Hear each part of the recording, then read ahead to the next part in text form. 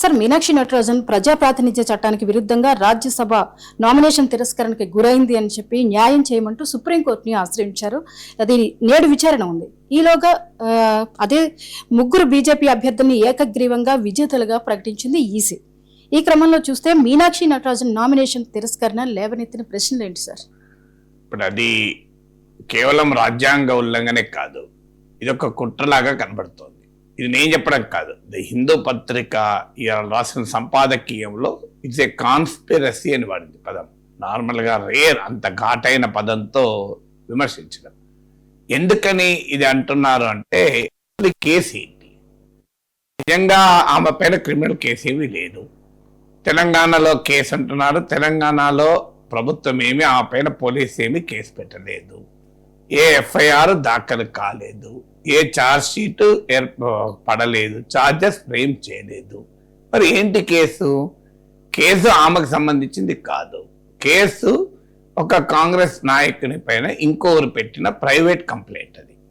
So ఆ private కంప్లైంట్లో ఆ నాయకుని పైన రాజకీయంగా ఎందుకు చర్య తీసుకోలేదు అంటూ ఈమె పేరు కూడా మీనాక్షి నటరాజన్ రాష్ట్ర పార్టీ వ్యవహారాల ఇన్ఛార్జ్ కనుక ఆమె పేరు కూడా రాశారు. అంతే. ఆమెను కోర్టు నోటీస్ సమాచారం నోటీస్ ఇచ్చింది. సహజంగా కేసు ఉంటే ఏమవుతుందంటే కోర్టు నోటీసులు ఇస్తుంది, సమాచారం చెప్పండి, మరి మీ గురించి ఇలా వచ్చింది ఆరోపణ అంటే వాళ్ళు దానికి సమాధానం ఇస్తారు. సో అది ఎక్కడా ఎఫ్ఐఆర్ రిజిస్టర్ అయింది కాదు, అది నేరుగా ఒక ప్రైవేట్ కంప్లైంట్ స్ట్రైట్ అవే కోర్టుకి వెళ్ళింది. సో ఇందులో మీనాక్షి నటరాజన్ నిందితురాలు కాదు, మీనాక్షి నటరాజన్ పైన కేసు కాదు, ఆరోపణ కూడా ఆమె పైన కాదు. ఆరోపణ వేరే వ్యక్తి పైన, ఆయన కాంగ్రెస్ నాయకుడు గనక ఆయన పైన మీరు పార్టీ పరంగా ఎందుకు చర్య తీసుకుంటలేరు అని క్వశ్చన్ చేస్తూ ఈమె పేరు కూడా రాశారు. అంతే. ఇందులో దీన్ని పట్టుకొని క్రిమినల్ కేసుగా చిత్రీకరించి దానిపైన ఆమె రాజ్యసభ సభ్యత్వాన్ని రద్దు చేసి తెలంగాణలోనే కాంగ్రెస్ వాళ్ళే మాకు ఇచ్చారని ప్రత్యేకంగా రాజకీయ ప్రకటన చేసి తెలంగాణ కాంగ్రెస్లో ముసలం పుట్టించాలి, తెలంగాణ ముఖ్యమంత్రికి హైకమాండ్కి మధ్య గ్యాప్ పెంచాలి, ఇంత రాజకీయ కుతంత్రం జరుగుతుంది వెనకాల.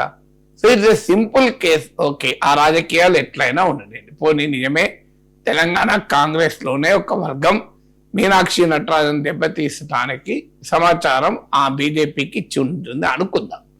ఆ పొలిటికల్ పాయింట్ పక్క పెడదాం. లీగల్ పాయింట్ ఏంటి? మరి ఆమె ఆ కేసు గురించిన ఆ కేసే కాదని ఆ సమాచారాన్ని అఫిడవిట్ లో పొందుపరచాలా?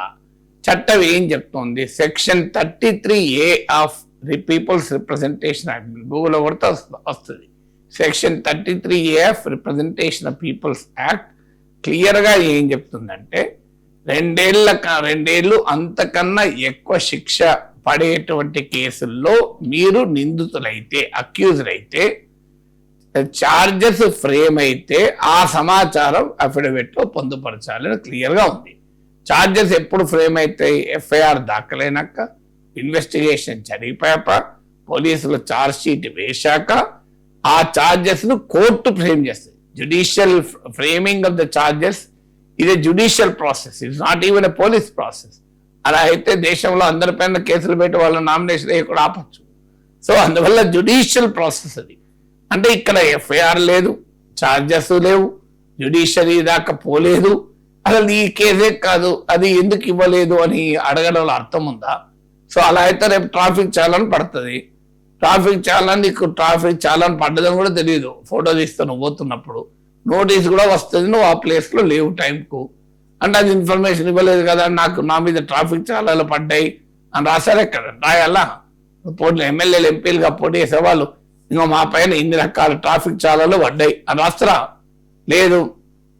మీరు ఏదైనా కరెంటు బిల్లు కట్టలేదు, నోటీస్ ఇస్తారు. కరెంటు బిల్లు కట్టలేదు అందువల్ల నోటీస్ ఇచ్చారు, ఆ నోటీస్ మెన్షన్ చేసిండ్రా అంటారు ఎవరన్నా? లాజిక్ ఉందా? అలా. సో ఇవన్నీ కామన్గా నోటీసులు చాలాసార్లు ఇస్తుంటారు, దానికి మనం ఆన్సర్ చెప్తూ ఉంటాం. నోటీస్ ఇవ్వడం అనేది కేసు కాదు. నోటీస్ ఇవ్వడం అనేది ఒక అంశం పైన కన్సర్న్ అథారిటీ క్లారిఫికేషన్ సీక్ చేయడం. ఇంకో మీపై ఇలాంటి ఆరోపణ వచ్చింది, దీనికి మీ సమాధానం ఏంటి అని అడుగుతారు. సమాధానం ఇస్తే సంతృప్తి చెందుతారు, సంతృప్తి చెందకపోతే ఫర్దర్ కోర్స్ ఆఫ్ యాక్షన్ ఉంటుంది. ఇందులో క్రిమినల్ కేసు ఉన్నట్లు, ఆ క్రిమినల్ కేసు ఆమె పైనే ఉన్నట్లు, ఆమె పైన క్రిమినల్ కేసు ఆమె డిస్క్లోజ్ చేయలేదు అని ఒక ఊహించి చెప్పడం. ఇదే ఎలక్షన్ సైకిల్లో ఇప్పుడు మధ్యప్రదేశ్లో జరుగుతున్న సమయంలోనే ఇంకో రాష్ట్రంలో ఇలాగే ఒక అఫిడవిట్ లో సమాచారం ఇవ్వకపోతే రిటర్నింగ్ ఆఫీసర్ టైం ఇచ్చి ఆ అమెండెడ్ అఫిడవిట్ సబ్మిట్ చేయమన్నాడు. ఇంకా మీరు ఈ సమాచారం ఇందులో లేదు, అది కూడా పొందుపరిచి అమెండెడ్ అఫిడవిట్ ఇవ్వండి అని టైం ఇచ్చాడు. అలాగే ఈమెకు ఇవ్వచ్చు కదా, నిజంగానే people representation peoples act mandatory చేయకపోయినా రిటర్నింగ్ ఆఫీసర్ కు ఆ కోర్టు సమాచారం అడిగింది కనుక అది కూడా ఇవ్వాలి అని కోరుకుందనుకోండి, అమ్మా ఇంకో ఇది కూడా ఇవ్వండి, మీ మీద ఏదో ఇట్లా కోర్టు నోటీస్ ఇచ్చింది కదా సమాచారం చెప్పమని, అది కూడా పొందుపరచండి అని చెప్పండి, అయిపోతుంది. దానికి ఏమున్నది? దాని కొరకు నువ్వు కంప్లీట్ గా ఒక నామినేషన్ ని రిజెక్ట్ చేసి ఒక అభ్యర్థిని ఎలక్షన్ లో పోటీ చేసే అవకాశాన్ని లేకుండా చేయడం అంతకన్నా అన్యాయం ఉంటుందా? ఇంతకన్నా డెమోక్రసీ ఇంకేముందిగా? ఇప్పుడు అందుకే కాంగ్రెస్ పార్టీ ఏమంటుంది, ఓటు చోరీ అయిపోయింది, ఇప్పుడు సీట్ చోరీ అయిపోయింది అంటున్నారు. ఇక రేపు రాబోయే కాలంలో ప్రతిపక్షాలు ఎవరు పోటీ చేయనియరా? ఇక సో పోనీ అదంతా అయింది. సుప్రీంకోర్టుకి వెళ్ళారు. ఇవాళ సుప్రీంకోర్టులో విచారణ ఉంది. ఈలోగా యునానిమస్ గా డిక్లేర్ చేసి పడేశారు. ఎలక్షన్ కమిషన్ ముందు కాంగ్రెస్ నాయకులు మీనాక్షి నటరాజన్ రిప్రజెంటేషన్ ఇచ్చారు. ఎలక్షన్ కమిషన్ ఇంకా దానిపైన యాక్షనే తీసుకోలేదు. ఈ లోపల సుప్రీంకోర్టు కూడా వెళ్ళారు. సుప్రీంకోర్టులో ఇవాళ విచారణ సమయంలో ఈ లోపల ఎలక్ట్ చేయాల్సిన అంత తొందర ఏమొచ్చింది? చూడు, వెంటనే డిక్లేర్డ్ ఎలక్షన్ అన్నారు. సో యునానిమస్ గా వీళ్ళు గెలిచిపోయారని చెప్పారు. సో ఇదంతా ఏం తెలియజేస్తోంది? మేము ఆఖరికి ప్రతిపక్షాలను ఎన్నికలు కూడా పోటీ చేయను. ఈ రేపు భవిష్యత్తులో ఎన్నికలు కూడా జరుగుతాయో డౌట్ వస్తుంది జనానికి. ఇక ఓటర్ల జాబితాలకు ఓటర్లు తీసిపడేస్తారు, అభ్యర్థుల జాబితాలు అభ్యర్థులను తీసిపడేస్తారు. రేపు గెలిచినాక కూడా గెలిచినా నేనే కాదు మావాడు గెలిచాడు, ప్రతి ఎలక్షన్ లో అధికార పార్టీ వాళ్ళే గెలుస్తారు అని చెప్పి ప్రకటించుకుంటారు. ఏమన్నా అన్యాయంగా ఉంది ఇది? ఇప్పుడు ఫ్రీ అండ్ ఫెయిర్ ఎలక్షన్స్ అనేది ఎలక్షన్ కమిషన్ రూల్. అది నీ ఇష్టం వచ్చినట్టు చేయడం, అది రిటర్నింగ్ ఆఫీసర్లు. సో దానికి సమయం ఇవ్వాల్సిందే. ఇప్పుడు ఎక్కడైనా నా ఎలక్షన్ అనుభవం కూడా చెప్పాను. 2007లో నేను యూనివర్సిటీ ప్రొఫెసర్ గా లీవ్ తీసుకొని పోటీ చేశాను, రిజైన్ చేయలేదు. ప్రభుత్వ ఉద్యోగి అయితే రిజైన్ చేయాల్సి ఉంటుంది.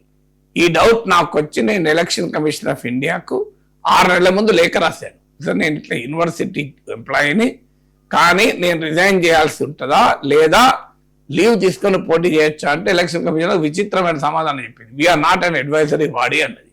ఆ తర్వాత దానిపైన స్టడీ చేశాము. మాడబూర్ శ్రీధర్ అని ప్రముఖ న్యాయ నిపుణులు, ఆ మిత్రుడు ఆయన హెల్ప్ చేశాడు.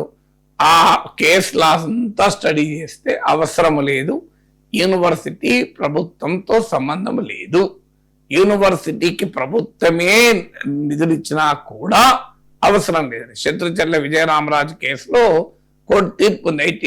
ITD even if it is solely funded by the government, still you are not working for the government, who is your employer అని క్వశ్చన్ వస్తుంది. నా employer smart city registrar, not the government of Telangana, Andhra Pradesh, అప్పుడు ఉమ్మడి రాష్ట్రం. So అందువల్ల నేను nomination leave తీసుకున్నాను, university నుంచి నామినేషన్ వేశాను. నా స్క్రూటినీలో ఎవరు రైజ్ చేయలే. నాది అయిపోయినాక మరో టీచర్ ఎమ్మెల్సీ నామినేషన్ అప్పుడు ఇంకో ఇలాగే యూనివర్సిటీ ప్రొఫెసర్ నామినేషన్ వేశారు. అక్కడ వాళ్ళ ప్రత్యర్థులు రైజ్ చేశారు. అప్పుడు ప్రత్యర్థులు రైజ్ చేసినప్పుడు మళ్ళీ ఇష్యూ వచ్చింది. ఇదేంది, గ్రాడ్యుయేట్ ఎమ్మెల్సీ అప్పుడేమో ప్రొఫెసర్ నాగేశ్వర్ నామినేషన్ ఏమో ఎవరు అబ్జెక్షన్ చెప్పలేదు, టీచర్ ఎమ్మెల్సీకి వచ్చే వరకు ఇలా అబ్జెక్షన్ ఎందుకు చెప్తున్నారు అని క్వశ్చన్ వచ్చింది. క్వశ్చన్ వచ్చినప్పుడు ఎలక్షన్ రిటర్నింగ్ ఆఫీసర్ నన్ను కూడా పిలిచారు. మళ్ళీ నేను ఇంటికి వస్తుంటే ఫోన్ వచ్చింది, నేను రేపు మార్నింగ్ వచ్చి మీరు దాని డీటెయిల్స్ సబ్మిట్ చేయండి. మళ్ళీ డీటెయిల్గా కంప్లీట్ నా లీగల్ ప్రొసీజర్ సమర్పించాను. సంజయ్ జాదవ్ రిటర్నింగ్ ఆఫీసర్, ఆయన election commission of India legal advisor refer చేశారు. ఆ లీగల్ అడ్వైజర్ నా ఆర్గ్యుమెంట్ కరెక్ట్ అని ఆన్సర్ ఇచ్చింది.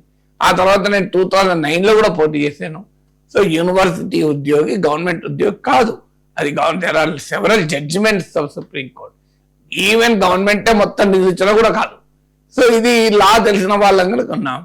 ఇక నాకు టైం ఇచ్చారు కదా, నెక్స్ట్ డే కూడా మళ్ళీ క్లారిఫికేషన్ ఇచ్చినాకనే కదా, వెంటనే కంప్లైంట్ వచ్చింది కదా అని యూఆర్ రిజెక్టెడ్, నీకు నామినేషన్ ఏమి అనలేదు.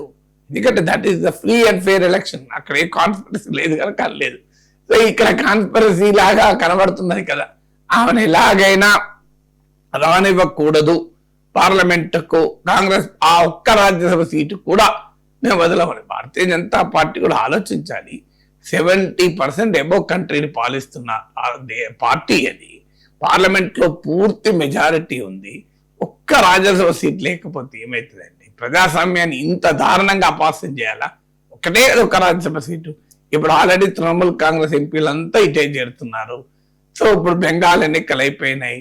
మీకు బెంగాల్ నుంచి కూడా రాజ్యసభ సభ్యులు వస్తారు. ఏం కొరత ఉంది రాష్ట్రంలో? ఒక్క రాజ్యసభ సీటు కొరకు ఒక అభ్యర్థిని ఎన్నికల్లో పోటీ చేయకుండా చేసి అన్యాయంగా క్రిమినల్ కేసు కాకపోయినా క్రిమినల్ కేసుని చెప్పి రిజెక్ట్ చేసి ఇంత అపహాస్యం పాలు చేయడం అవసరమా ప్రజాస్వామ్యాన్ని? ఏ ఒక్క సీటు రాకపోతే ఏమవుతుందండి ఒక పార్టీకి? 12 ఏళ్ళుగా అధికారంలో ఉండి 71% ఆఫ్ ఇండియాను పాలిస్తూ పార్లమెంట్ లో తిరుగులేని మెజారిటీ ఉన్న పార్టీ కాస్తంత జనరాసిటీ, కాస్తంత అపోజిషన్ పట్ల టాలరెన్స్, కాస్తంత మ్యాగ్నానిమిటీ, హుందాతనం ప్రదర్శిస్తే నష్టం ఏంటండి? ప్రజాస్వామ్యంలో వ్యవస్థల్ని మీరు ఇలా బలహీనపరిస్తే ఇవాళ బీజేపీకి కాంగ్రెస్ పట్టిన పరిస్థితి బీజేపీకి పట్టచ్చు. కాంగ్రెస్ పవర్ లోకి వస్తే బీజేపీని ఇలాగా ఆడుకుంటారు. అది కోరుకుందామా? మనం ఎప్పుడు కూడా ప్రజాస్వామ్యానికి తూట్లు పడిస్తే దాని బాధ ఇవాళ మన నిందితులు అక్యూజ్లు ఉంటాం, రేపు మనమే విక్టిమ్ అవుతాం. ఒకసారి డెమోక్రాటిక్ ఇన్స్టిట్యూషన్ మనం వీకెండ్ చేయకూడదు. పైన నిజంగానే క్రిమినల్ కేసు పెట్టారనుకోండి, as per the representation of peoples act 33A ప్రకారం మీరు ఆమె ఇన్ఫర్మేషన్ ఇవ్వకపోతే తప్పు. క్లియర్ గా చట్టంలో ఉంది. Representation of peoples act section 33A(1) చదవండి, ఎంత క్లియర్ గా ఉందో మీకు. మరి ఎందుకు చేస్తున్నారో అర్థం కాదు.